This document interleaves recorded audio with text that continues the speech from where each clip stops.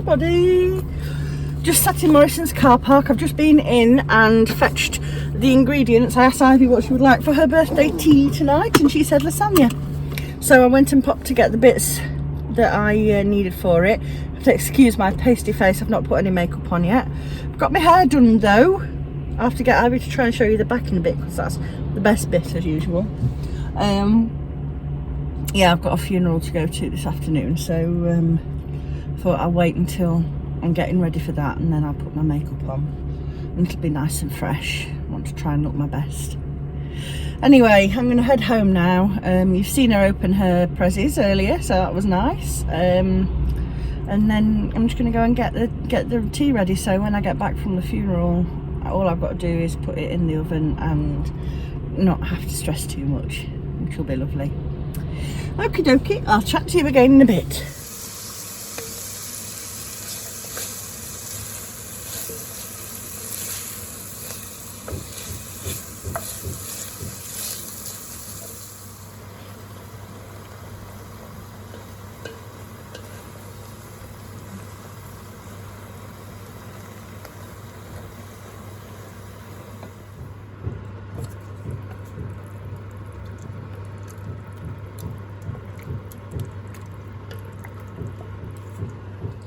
And 2 lasagnas are made, and there's a chocolate cake in the oven. Woohoo!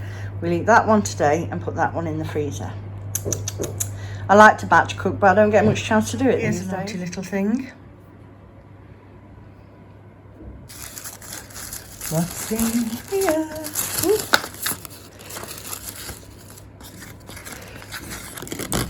Sparkly pumpkins. Aren't I silly? I'm going to change the earring findings on those later. I'm rather pleased with those. I really want to learn about resin casting and laser cutting for myself. I have ideas, just no time to put them into practice yet, but I will get there. I'll put the right kind of earring findings on later, because I lose open hooks that are open like that all the time, so I put locking ones on and then I know that I'm safe.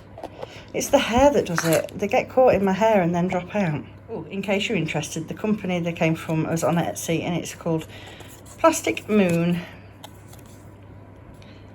There you go. Shall we open up day number 10? Parcel number 10 of the Halloween countdown. I think we should. Look away now if you don't want to be spoiled. Have you looked away? Okay, here we go. That's the name. And that's the colour. I rather like that one. Small things make me happy. Lynn Wilcox asked an excellent question. Excuse my trotters. I'm hiding them with the sock, but I need my foot to show you how to be able to answer this question. So Lynn asked, how do I know when to put a heel line, like this green line here, that's holding the stitches on either side of it for putting an afterthought heel in like this, or a forethought heel, which is what I call it. She said, how do you know when to put it in? So this is what I do.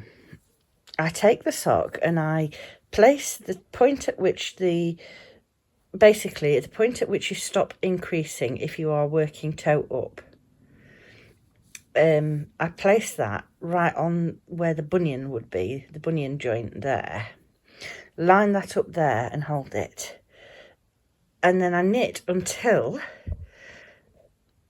I get to this part here, which is it's just beyond my bony ankle joint. So the proper part of my ankle, the lumpy ankle joint that sticks out is there.